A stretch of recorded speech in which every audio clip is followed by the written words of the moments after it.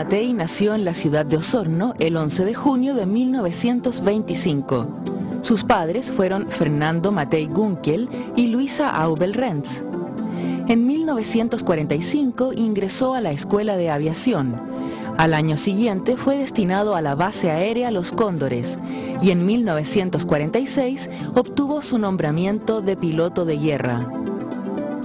El 18 de febrero de 1951 se casó con Elda Fornet Fernández, con quien tuvo 5 hijos.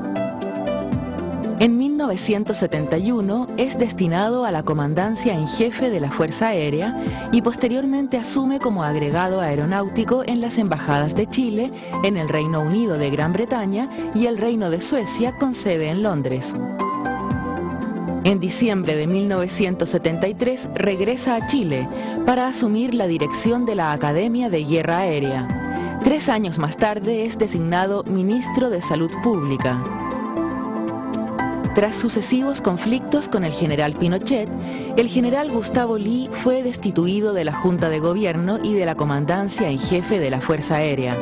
En su reemplazo, el 28 de julio de 1978, juró el general Fernando Matei, a quien se le encomendó como principal misión modernizar la Fuerza Aérea. Con el regreso de la democracia, cesa en sus funciones como miembro de la Junta de Gobierno, pero sigue en la Comandancia en Jefe de la Fuerza Aérea. Se acoge a retiro voluntario el 31 de julio de 1991. Desde su retiro ha realizado diversas labores en el área privada. Muchas gracias, don Fernando, por estar en este nuevo ciclo de Cita con la Historia. Es un honor para mí poder entrevistarlo. Usted es una persona que da pocas entrevistas en televisión y hace mucho tiempo está alejado, diría yo, del mundanal ruido. Así que muchas gracias por estar con nosotros acá. Muy bien, pues vengo con mucho gusto. Don Fernando, usted es considerado uno de los comandantes en jefe de la Fuerza Aérea más importante, yo diría, de la segunda mitad del siglo XX, si no dijera el siglo XX completo, desde el punto de vista profesional. ¿Cómo se despertó en usted, en un joven provinciano de Osorno, este gusto, esta vocación por volar? Yo creo que desde la primera vez que vi un avión en Osorno, se veían también muy rara vez. Claro. Y entonces no perdía, yo no pestañeaba cuando pasaba, sucedía eso. Y un día el papá sabía que habían aterrizado en una cancha cercana 2 aviones que venían de la base de Temuco y nos llevó a verlos. Eran Gypsy, hoy día sé que eran Gypsy Most. Y me fascinó ver todo. Me acuerdo que tenía incluso al lado de la cabina, obviamente cabinas abiertas, un instrumento afuera, no tenía espacio siquiera para dentro, para tener todos los instrumentos que necesitaba adentro. Tela, madera, alambres. Sencillamente me fascinó. A pesar de lo débil y lo peligroso. No, pues ¿qué importaba eso? A mí me fascinó eso y yo deseaba volar un avión de esos. Por supuesto que nunca tuve después la suerte. Cuando a mí me tocó volar, cuando llegó mi tiempo, los aviones ya eran un poquito más perfectos que eso. De manera que ahí se despertó mi interés y mi entusiasmo. Ahora, en su carrera usted fue obviamente piloto de guerra, fue instructor de pilotos y luego accedió a cargos de mando en la institución, como es lógico. ¿Qué es lo que más le gustó de esas funciones? ¿Estar a cargo, digamos, tener responsabilidades mayores, pilotear, instruir? Cada etapa tenía su propio desafío y su propia satisfacción. Como alumno, aprender a volar, todo era nuevo. Cuando el primer vuelo solo, por supuesto, una emoción, porque primera vez responsable y más bien uno hacía todo bien o había un problema serio, ¿no es cierto? Estamos hablando del año 45, 48, por ahí. En el 45 empecé a volar y Después la etapa de que empezamos a volar en formación y uno tenía que ir a una distancia, pero inmediata del otro avión y seguirlo en todas sus maniobras. Fue fascinante, como cuando empezamos a hacer acrobacia. Y dominar el avión en todas las posiciones, todo eso para mí era algo que me llenó de entusiasmo, y a todos mis compañeros igual. De manera que ser alumno en la Escuela de Aviación en esos años, y supongo que hoy día debe ser igual, fue una sola aventura maravillosa. Y después, naturalmente, muy pronto me tocó, estuve un año afuera nomás, en bases, y la Fuerza Aérea pensó que yo tenía buenas condiciones para ser instructor. De manera que, quebrando normalmente los esquemas que se usaban, que uno debía estar varios años en las unidades, a mí y dos de mis amigos, buenos compañeros, nos llevaron de instructores a la Escuela de Aviación muy jóvenes, de subteniente. En el bosque, ¿no? En el bosque, sí. Claro. Y nuevamente, hacer instrucción a muchachos que venían llenos de entusiasmo, que deseaban conocer, que deseaban volar, que uno venía incluso de Punta Arenas con gran sacrificio porque venía de una familia muy pobre, que resultó ser el más empeñoso de todos los muchachos, era chiquito, pero la actitud de ellos hacia el trabajo era de tal entusiasmo que era muy grato empezar a enseñarles a volar. Por supuesto que no todos tenían las condiciones, claro, y no era fácil entonces decirle a muchachos que venían con mucha ilusión: ¿sabes, querido amigo? Esto no es para ti.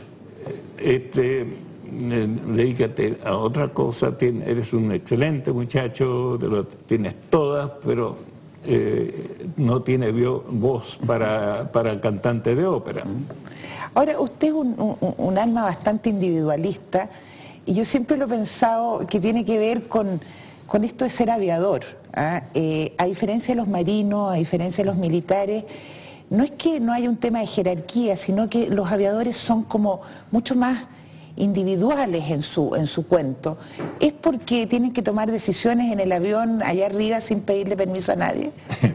Nos tratamos de educarlos así, es decir, los que no tienen esas condiciones, nosotros no los dejamos seguir. Quiere decir que no tienen las condiciones. El piloto necesariamente tiene que tomar las decisiones arriba del avión y cambian rápidamente las condiciones. Súbitamente puede entrar un mal tiempo. Él tiene que tomar la decisión si va a seguir adelante o no puede pedir permiso. Y muchos que toman la decisión equivocada en esos tiempos, hoy día ya eso no sucede, porque hay muchas otras facilidades, pero en ese tiempo muchos de los, incluso instructores nuestros, muchos pilotos que inmerecidamente se encontraron en una situación grave y tomaron la decisión equivocada y perdieron. Llegaron. Ahora, desde el año 32 en adelante, las Fuerzas Armadas en general se fueron cerrando, yo diría, en una especie de gueto. ¿Usted lo sintió así, siendo cadete, después oficial? ¿En qué se manifestaba esta como división en relación a la civilidad después de la caída de Ibáñez, cuando fue el 32? Ve usted, yo no lo aprecié así. Ajá. O sea, no fue nunca una cosa consciente. Cierto que solamente una vez en toda mi carrera profesional vi que algunos diputados fueron a visitar en la base que yo estaba, en Iquique, y eso fue exactamente el año 47, y nunca más vi a nadie. O sea, yo creo que era una una cosa doble, que no había mucho interés de uno conocer bien a los otros y los otros a los unos. Sí. Pero nunca conscientemente, al menos en la Fuerza Aérea, nosotros nos encerramos. Todo lo contrario, nosotros íbamos mucho a los clubes aéreos, nosotros festivales aéreos, nos así mandaban a ir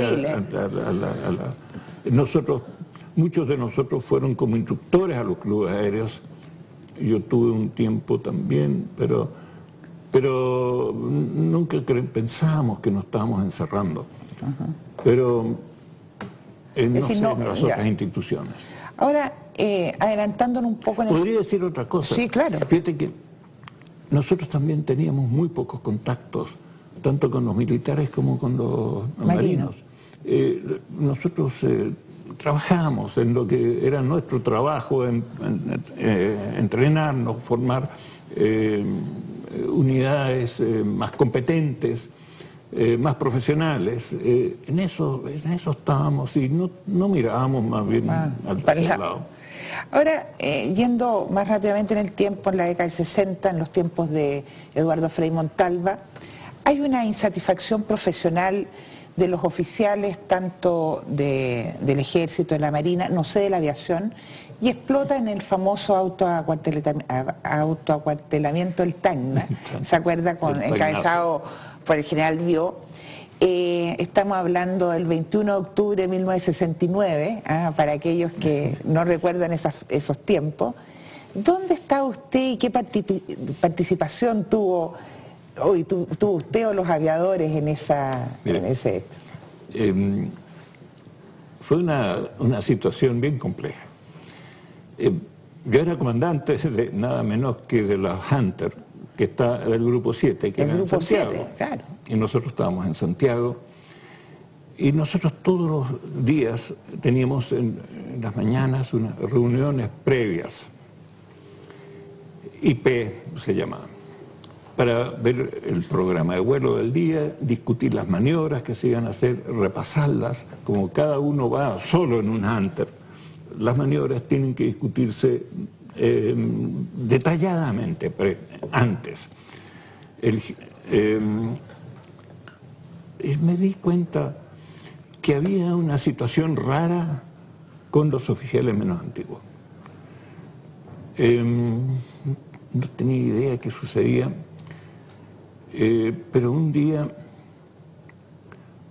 uno de los oficiales, que era instructor, y que había sido instructor mío de Hunter, porque curiosamente en la Fuerza Aérea el capitán, si es instructor y llega el comandante que viene de afuera, el capitán es instructor del comandante y se acabó la cosa. Me pide que ir a una invitación que me hacía. Y ¿de índole política? No lo dijo, pero que había gente que quería hablar conmigo. Entonces yo supuse que iba a saber algo de lo que estaba pasando y qué es lo que sucedía, así que acepté siempre que él también fuera. Y a esa reunión, a una casa privada, llegó el coronel Ewald del Ejército, ¿no es cierto?, con otro señor, que era suegro de Jean Bió. Claro. Y me traía un mensaje de Jean Bió, que había sido, por lo demás, instructor, o sea, profesor nuestro en la Academia de Guerra Aérea de la parte militar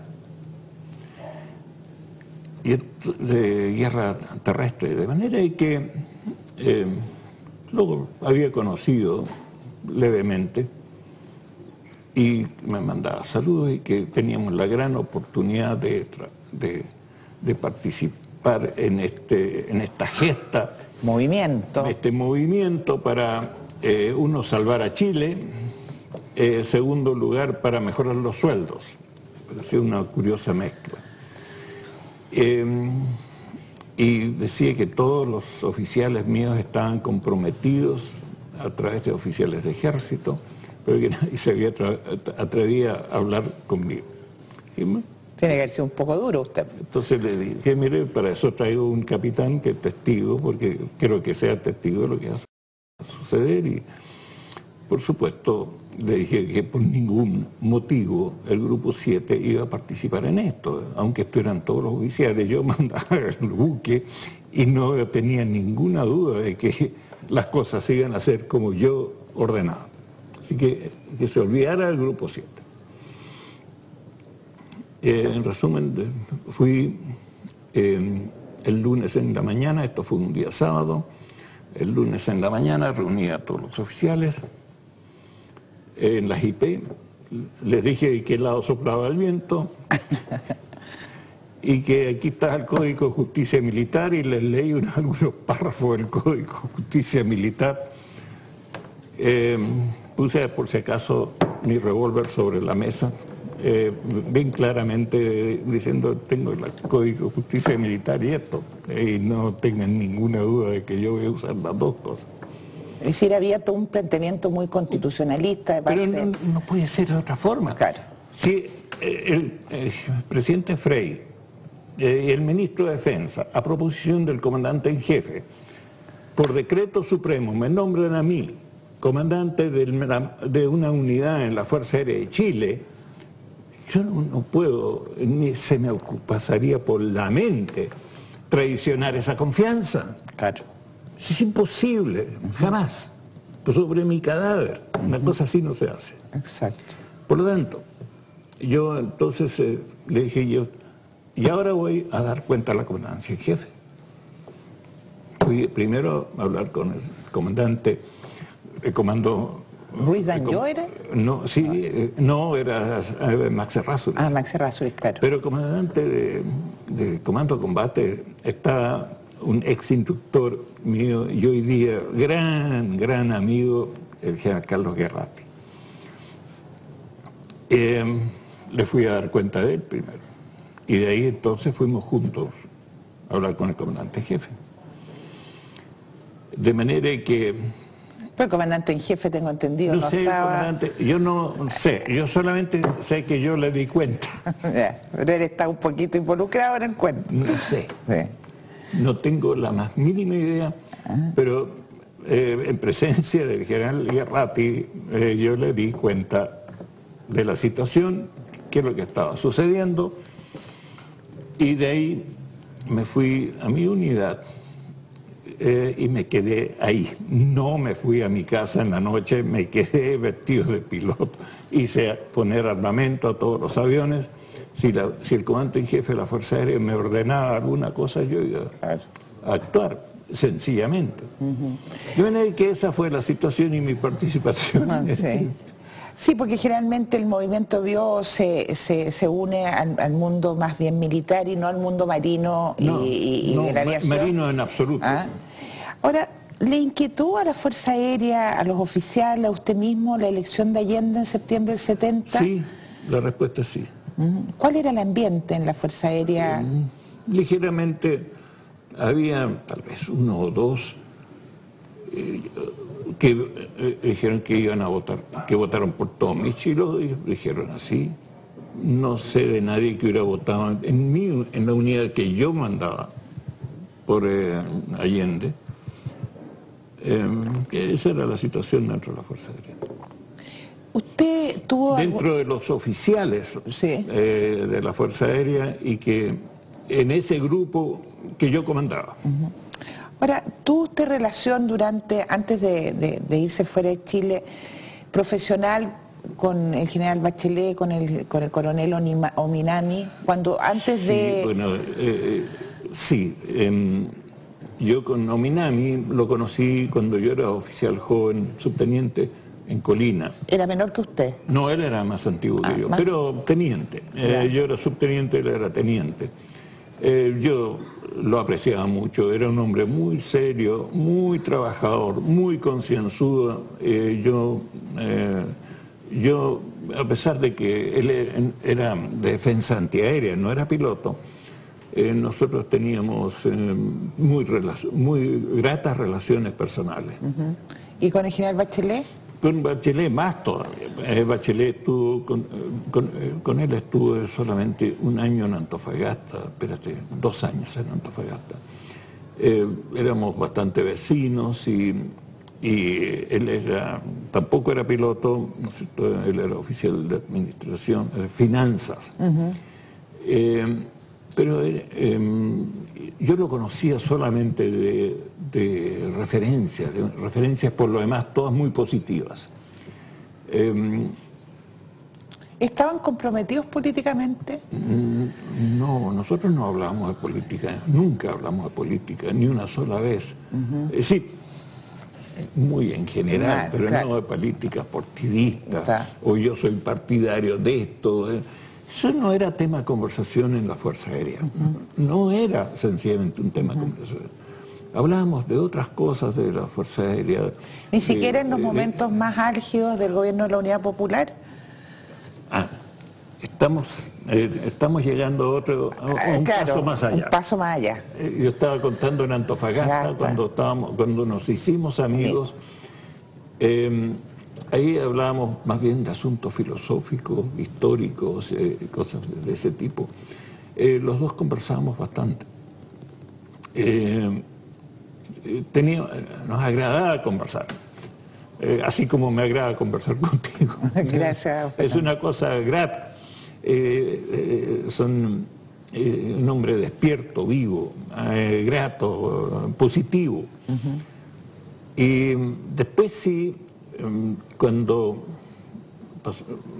pasaron varios años, porque cuando estuvimos en Antofagasta fue en los años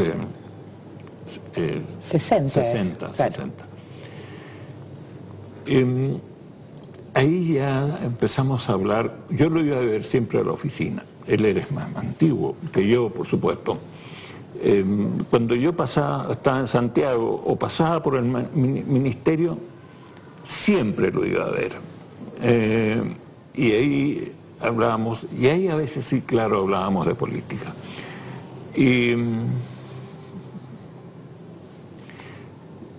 yo digo que en general estábamos bastante de acuerdo. La Fuerza Aérea nunca fue una institución donde primaran los puntos de vista de la derecha, digamos. No, claro, desde Marmaduke Grohe. Desde Marmaduke Grohe era más socialista, siempre fue. Más socialista, definitivamente. Sí. Habían varios generales bastante socialistas, como por ejemplo el tío de César Ruiz, don Teodoro Ruiz. Él también era. Y habían también masones. Yo nunca lo fui, no fui nunca político, me abstuve de conversar o tomar posiciones políticas. Había tanto que hacer en la profesión que yo no me interesé nunca por otros temas. Ahora a usted el 11 de septiembre le tocó fuera de Chile, usted era agregado aéreo en Londres. Correcto. ¿Cómo fue ese momento para usted, que haber sido muy dramático? Estaba ahí nada menos de embajador Álvaro Bunster. No lo tomé nunca nada dramático, para empezar. Todas las cosas las tomo con bastante calma y lo que hay que hacer, hay que hacerlo, ¿no?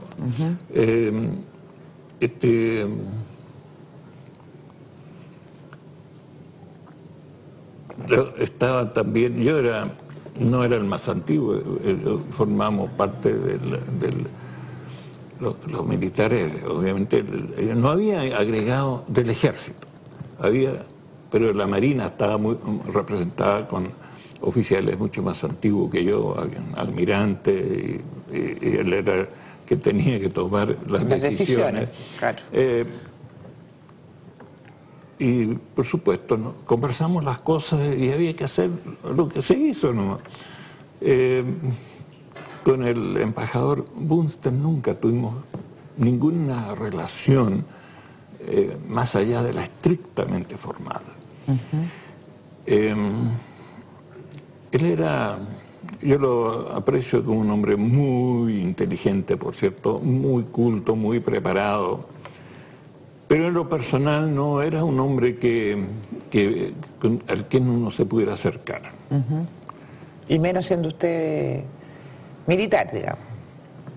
Él era muy deferente, pero por cierto no hubo nunca una relación, por lo tanto tampoco fue dramático cerrarle las puertas. Sí, porque a él lo sacaron de la embajada, digamos. Claro. ¿Ah?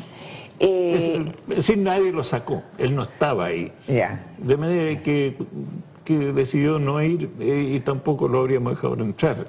Bueno, claro. Pero no más allá de eso. Sí, no estaban dadas las condiciones para otra cosa. No. Cuando usted se enteró del bombardeo de la Moneda, es un tema claro que en retrospectiva uno puede pensar de muchas maneras, pero debe haber sido doloroso para un piloto de guerra saber que su Hawker Hunter que alguna vez había dirigido, ¿usted hubiera hecho eso? Mira, la pregunta es difícil. Mire, si yo hubiera estado aquí en Chile, yo lo habría pensado, pero si era necesario hacerlo, no habría titubeado hacerlo. Si era necesario militarmente, no habría titubeado en absoluto hacerlo. Que yo y yo lo conté y lo hemos conversado antes, visto desde afuera, ¿no es cierto?, fue un acto tal vez que causó la impresión contraria de la que causó en Chile. Exacto. Y entonces fue una de las cosas que más afectó la imagen del gobierno militar en la extremada violencia de disparar con rockets contra el Palacio de Gobierno. Pero no tenga ninguna duda de que si hubiese estado yo, en vez de un buen amigo mío, a quien yo respeto y quiero mucho, a cargo del grupo número 7, que había sido mi segundo cuando yo era comandante. Y que se tuvo mucho tiempo en secreto eso. Después ahora ya todo el mundo, que han pasado casi 40 años, hoy día se sabe todo. Lo sabe, claro. Pero yo no tenga ninguna duda de que si el comandante en jefe me ordena atacar la Moneda, pero no habría pestañeado siquiera. Como no habría pestañeado si el comandante en jefe me hubiera ordenado atacar el Tacna ese día del Tacnazo. Claro. Siendo que ahí se acababa mi carrera militar. Claro. Por supuesto, nadie jamás me habrían perdonado un acto así, pero eso no me importa. Yo creo que hay cosas que otros deben resolver y dar las instrucciones. Y el comandante en Chile, ese es el comandante en jefe el que tiene que tomar la decisión. Y los pilotos deben cumplir esas órdenes. Quien responde la orden dada es el otro. En Chile nunca ha sido otra forma, ni espero que cambien esos principios, porque entonces borremos el comandante en jefe, pongamos un grupo, un parlamento. Sería un desorden al estilo del 24. Pongamos un parlamento. Ahora, muchos dirigentes de la Unidad Popular hoy en día han reconocido la inevitabilidad del golpe, es decir, que era imposible que este no se produjera. ¿Usted está de acuerdo? Yo personalmente estaba afuera, pero conversaba con la gente que venía de Chile de vuelta. Leíamos los diarios todos los días. Yo un día escribí una carta cuando asumió el general Lee, una carta personal y manuscrita para que no lo escribiera la secretaria, a quien yo tenía por lo demás completa confianza, pero no quería involucrar a nadie más. Y se la mandé a Chile por la valija y le pedí que me permitiera regresar porque yo estaba seguro que no había otra solución que la militar y yo quería estar presente. Y cuando el jefe Jean Lee me agradeció, me dijo, pero que me necesita más allá que acá. Eso fue. Quizás lo quería mantener lejos. No, si estoy hilando muy fino. No, pero no. Yo creo que hay momentos de decisión en que no se puede estar a un lado. Como decía Heidegger, la vida, ¿no es cierto?, es acción y es pasión, y el que no participa de la acción y pasión de sus tiempos será juzgado no haber vivido. Ahora, la pugna entre el general Lee y el general Pinochet ¿se traspasó al cuerpo de oficiales? ¿Y cómo se traspasó? Porque era una pugna absolutamente pública. Yo iba permanentemente a almorzar todos los días al comedor de generales que estaban en el ministerio para no perder el contacto con la Fuerza Aérea. Pero pronto me di cuenta que era tal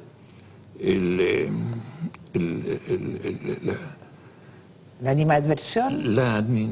Sí, hacia el equipo económico con el cual yo estaba trabajando en excelentes condiciones por lo demás, que si uno quería de alguna forma explicar esto o dar alguna, no había ninguna posibilidad. No le abrían la puerta. No le abrían la puerta.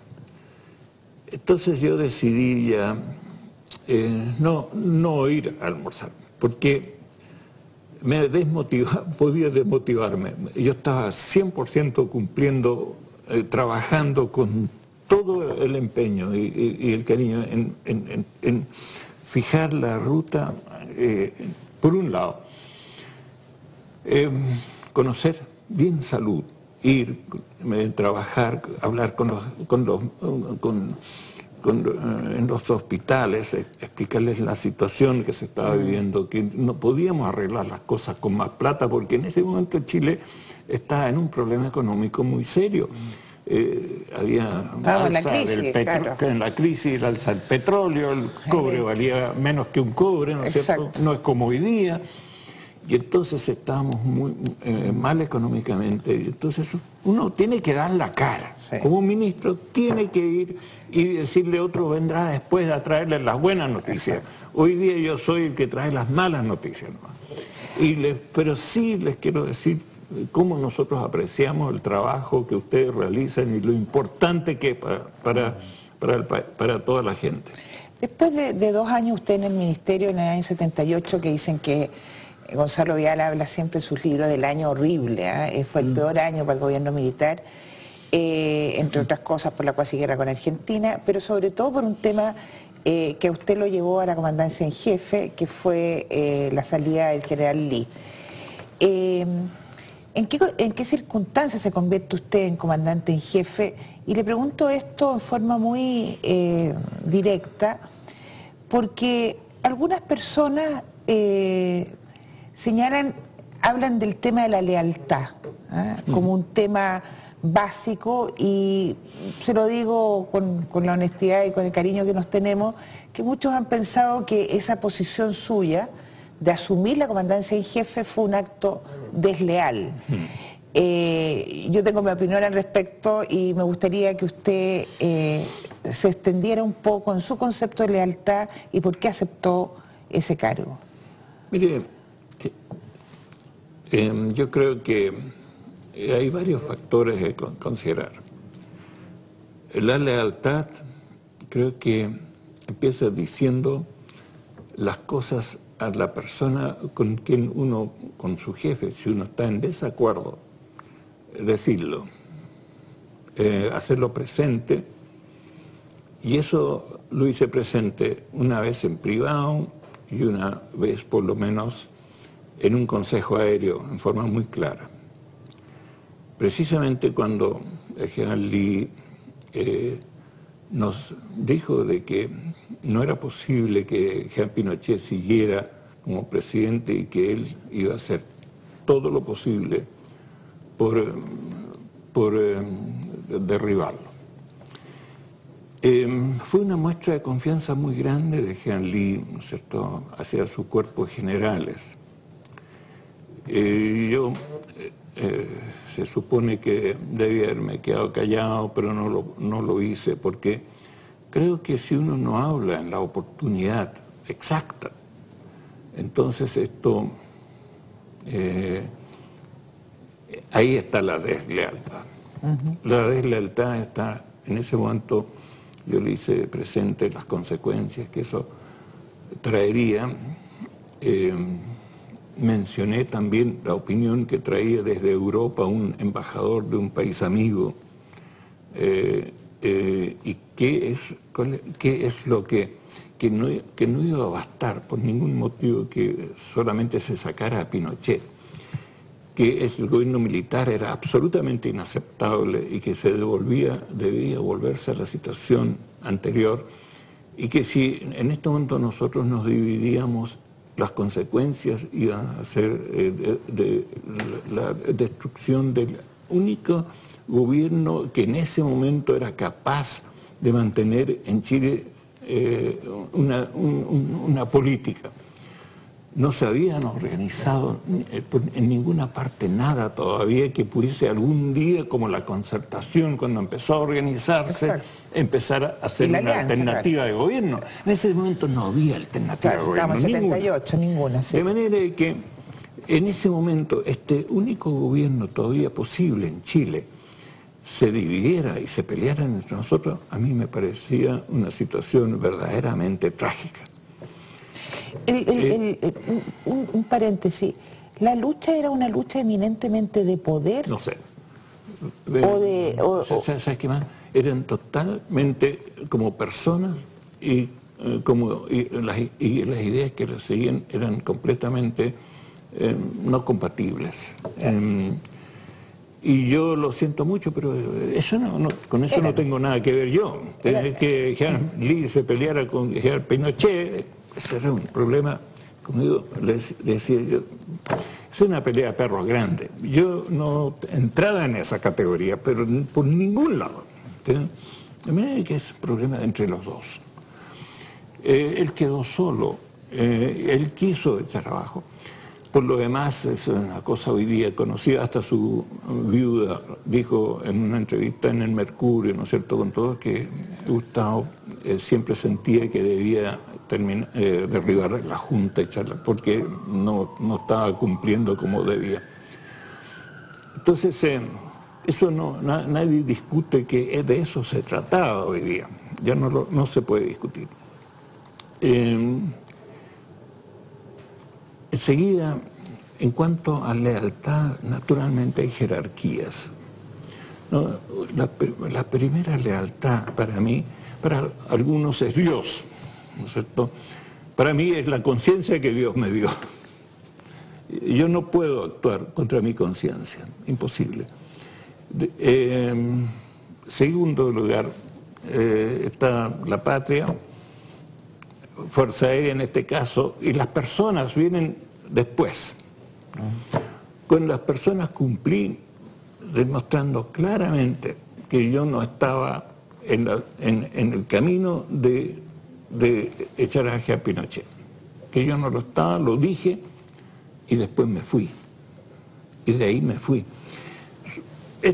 La consecuencia de haber dicho eso fue que en el recreo el número 2 de la Fuerza Aérea de Chile y el número 3, las dos segunda y tercera antigüedad, me llamaron en el pasillo, me pusieron firme y me retaron, pero como bien retado por atreverme a decir esto. Entonces le dije yo, si yo en un consejo aéreo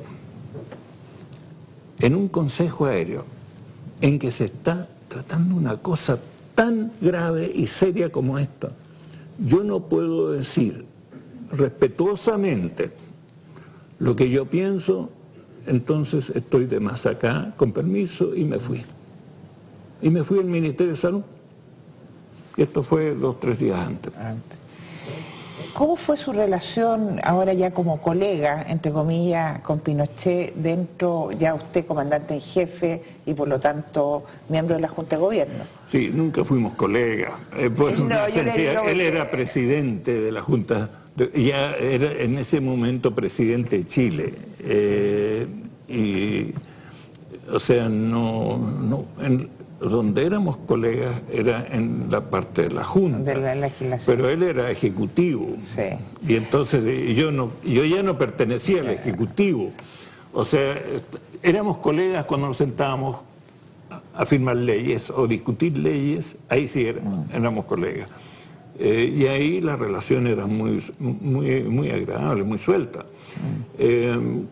Pinochet se podía conversar, él de ninguna manera era muy respetuoso para escuchar las opiniones de los otros colegas de la Junta.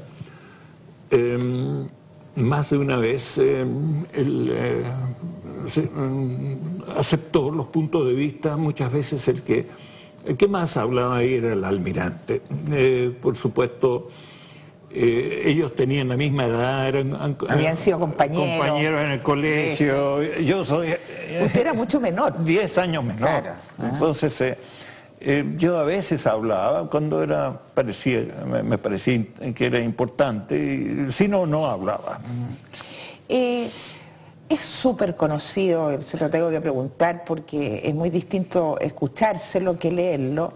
Es muy conocido que en algún momento, ya acercándonos al final del gobierno del general Pinochet, en el plebiscito usted tuvo un pequeño encontrón con él. ¿Qué pasó de verdad ahí, don Fernando? Tenemos que tener claro, eran momentos de gran tensión. Eran momentos claves. Iban muchas cosas en ello. Había una incertidumbre grande por delante, y en esas circunstancias no es necesario que todos tengan la misma opinión. General Pinochet, obvio, él quería seguir, si no, no se habría presentado. Obvio. Él consideraba además vital para los destinos de Chile que él dirigiera otros 8 años más. Probablemente también había algunas inquietudes en lo personal, pero él de todas maneras tenía la posibilidad, todos teníamos, de poder seguir 8 años más de comandante en jefe. Pero él quería ser además presidente.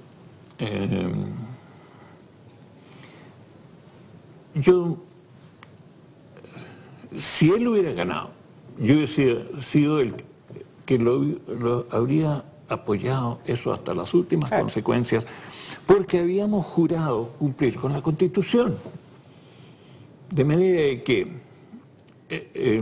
yo tenía muy bien pensado desde mucho tiempo atrás cuál iba a ser mi posición, y uno va analizando cada vez, obviamente, cada nueva información que llega, para ir modificando la posición en un sentido u otro, de acuerdo, de manera de no quedar atrasado, que con una decisión que tomó 8 años atrás. Claro.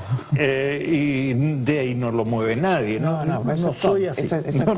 No soy así de cerrado. Uno tiene unos principios, pero los va adecuando a la realidad. Claro. Yo lo designé incluso, ¿no es cierto?, para que él fuera la persona. Yo lo quiera por unanimidad. Si no usted, claro. Y yo, obviamente, yo voté por él, toda la familia votó por él. Pero, y si ganaba, yo lo iba a apoyar hasta las últimas consecuencias. Porque así estaba fijado en la Constitución, que todos respetamos. Si él no ganaba, no le iba a dar ninguna posibilidad de seguir más adelante, porque así lo fijaba la Constitución. De manera que yo me guié por esos principios. Y además, yo no lo veía a él con un Congreso. No tenía. No lo veía, ni aunque le hubiera construido un edificio en Valparaíso y lo hubiera llevado al paraíso para tenerlos lejos, porque eso lo dijo muchas veces, ¿no es cierto? Yo no lo veía gobernando con un Congreso elegido. Pero eso era en el futuro.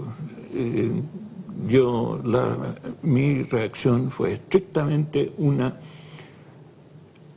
de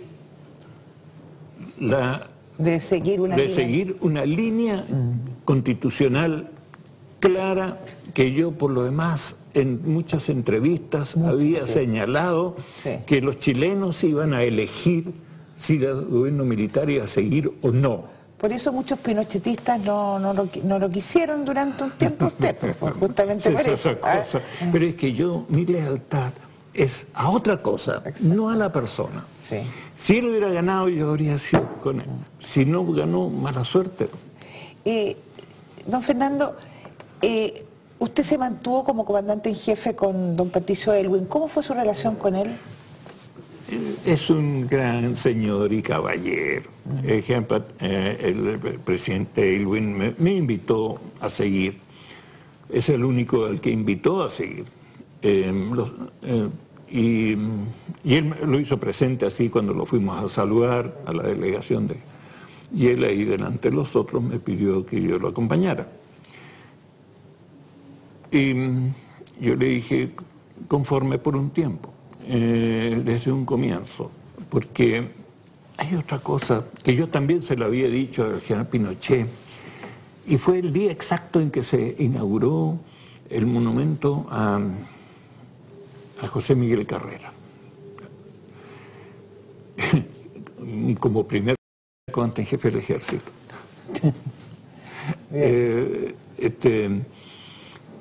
Después me llamó a la oficina, estaba enojado por unas declaraciones conmigo, porque había dicho esto. Dije, pero sí, yo no sé cuáles son sus planes. No, hay que seguir, nosotros tenemos que seguir hasta el final. Imposible. Yo no, porque yo soy aviador y en la Fuerza Aérea de Chile el comandante en jefe tiene que ser piloto activo. Si no es piloto activo no puede ser piloto, porque entonces no puede ser comandante en jefe, porque entonces podría ser comandante en jefe cualquier otro general. De manera que 65 años, cuando yo cumpla 65 años, yo me voy a acoger a retiro de todas maneras, porque eso es la edad adecuada para eso. Ya se lo había dicho el general Pinochet, y eso así lo cumplí también con el presidente Aylwin. Yo quería darle el pase también a otros generales más jóvenes. No es posible, la Fuerza Aérea funcionaba de forma absolutamente normal, no necesitaba un comandante en jefe casi vitalicio. Es decir, todo lo contrario, habría sido perjudicial. Don Fernando, ¿usted se arrepiente de algo de lo que haya hecho durante el gobierno militar? Es una pregunta un poco dura, quizás. ¿Saben? Puede que sea soberbio, pero no me arrepiento de absolutamente nada. Hoy día, y eso lo he pensado muchas veces, y lo conversaba en su tiempo con Elda, que hoy día no hablamos de ella, pero sin esa mujer que yo tenía de respaldo, yo no habría tenido la seguridad con la cual podía conversar, como estamos conversando ahora, todos los temas, profundamente. Las decisiones las tomaba yo, pero por lo menos lo escuchaba. Una o dos veces me hizo cambiar de opinión, pero en cosas muy serias. Y yo siempre tuve ese apoyo. Y quiero decir, nada, lo siento, pero no me arrepiento de nada. Elda fue, sí, de verdad una gran mujer. Quiero terminar el programa porque lamentablemente aquí el tiempo se va. ¿Cuáles fueron, a su juicio, las mejores virtudes y los peores defectos del general Pinochet? Mire, el general Pinochet yo diría que tuvo dos épocas. en la primera, cuando lo conocí, cuando yo era ministro, y cuando hablábamos cómo funcionábamos como junta, cuando estuvo la crisis primero con Perú, después con Argentina, yo solamente puedo sacarle el sombrero. O como los militares, no nos sacamos el sombrero, nos cuadramos y saludamos. Tengo la más alta opinión de cómo manejó esas cosas en ese tiempo. Cómo él conocía el país como ninguno de nosotros. Y mucho mejor que muchas veces en los detalles que los ministros. Obviamente escuchaba a los ministros del área económica, si no se habría seguido ese camino. Las modernizaciones, yo no podía estar más de acuerdo con las modernizaciones. O sea, yo en todas esas cosas lo seguía a él. Él era indiscutiblemente el hombre que manejaba las cosas y yo no hice otra cosa que apoyar todas esas ideas con todo. Después ya cuando se fue a la moneda, se lo dijo incluso varias veces el almirante: mira, Augusto, tú desde que viniste a la moneda ya no se puede hablar contigo. Se puso cerrado, prohibió a los ministros hablar, se empezó a poner soberbio, francamente soberbio. Y cambió, y yo de ahí empecé, él se alejó de nosotros, él nos alejó. Bueno, si a mí me hacen dar un paso atrás, yo normalmente doy 2 o 3. De ellos soy porfiado, mañoso, soy terco. Alemán. Alemán, cuadrado, antipático. Así que, no. Yo soy... esa es una reacción mía y eso... pido perdón a los que puedo ofender en esto, pero pero soy así nomás. Yo lo vi en todo caso en el funeral del general Pinochet, porque sabía que le tenía ese gran respeto de su primera época. Yo quiero olvidar la segunda. Yo me quedo con un hombre que conocí ahí, que trabajó más que todos nosotros juntos, que tenía mística, que tenía una visión de Chile y que cambió a Chile por completo. Sí. Estamos en otro Chile, sí. Don Fernando, mil gracias por estar en esta conversación y yo creo que vamos a tener que hacer una segunda sin lugar a dudas. ¿Eh? Muchas gracias. ¿Pero qué más vamos a hablar? Todo lo que quedó en el tintero. Bueno. Ya, muchas gracias.